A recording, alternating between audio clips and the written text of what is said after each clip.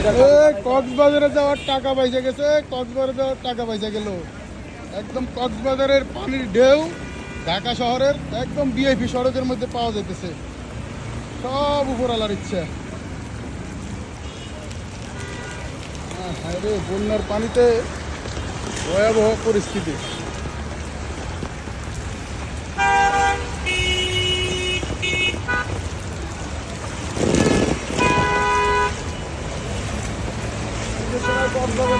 হ্যাঁ, কক্সবাজারের টাকা পয়সা গেছে।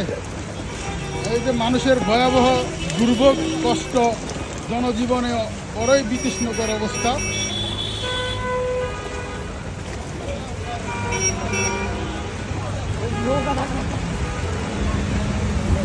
হাঁটু সমান পানির মধ্যে চলাফেরা খুবই কষ্টকর। একদম ফুল ভাইরাস, পানির মধ্যে তো একদম ভাইরাসজনিত অবস্থা।